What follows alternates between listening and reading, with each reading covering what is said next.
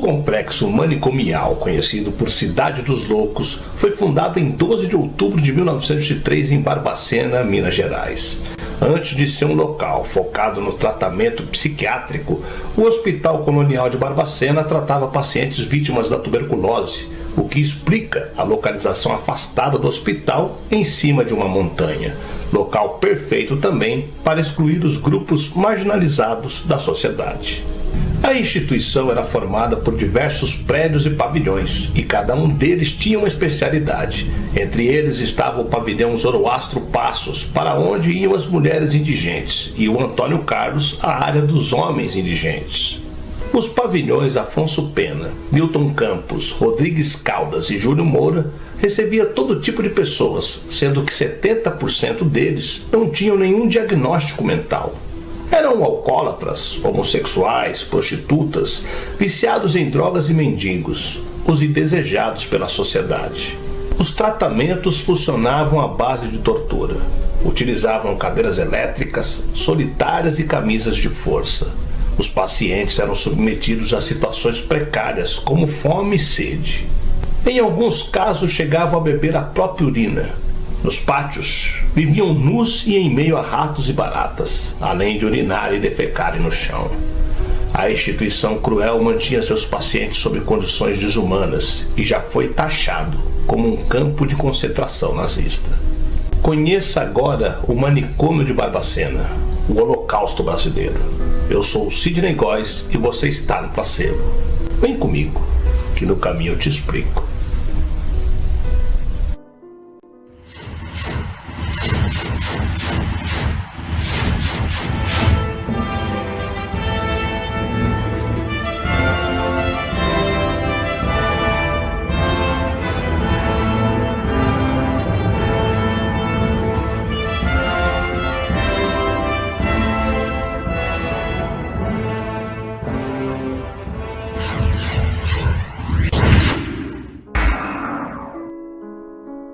Também conhecido como Manicômio de Barbacena, o Hospital Colônia foi inaugurado em 1903, com o objetivo de fornecer tratamento aos pacientes com doenças mentais.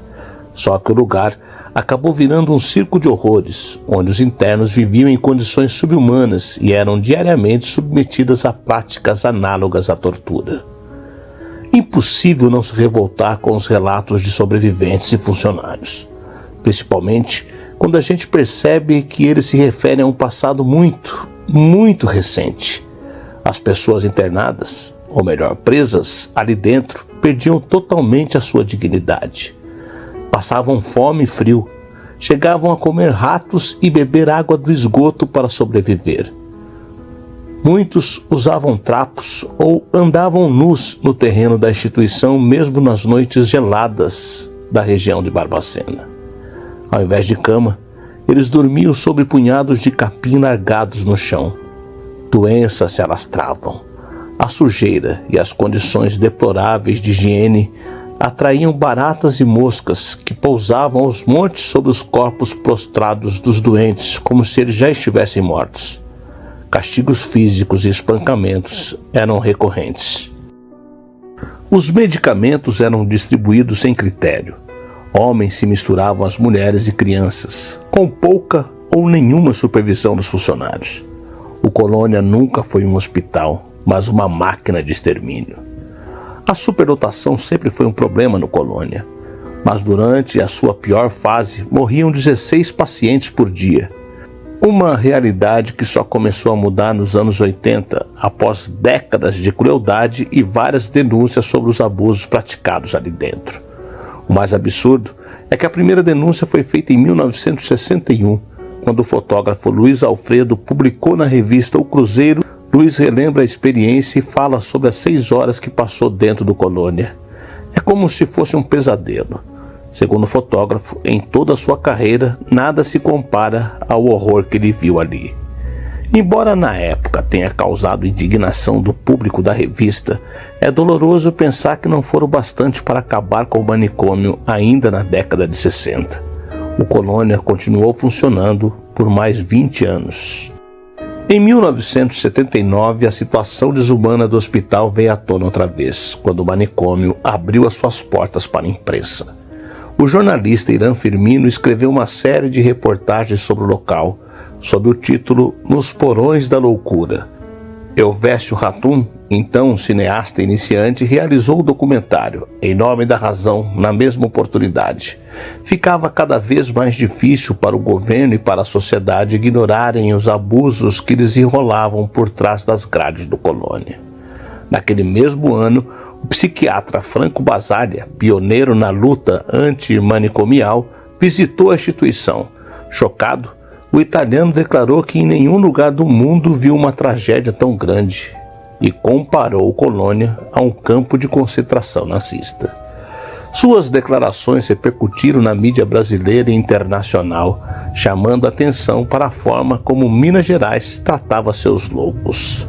Ambos os episódios influenciaram a extinção do manicômio de Barbacena, embora ela só tenha acontecido anos depois. Em 1996, o antigo prédio se tornou o Museu da Loucura.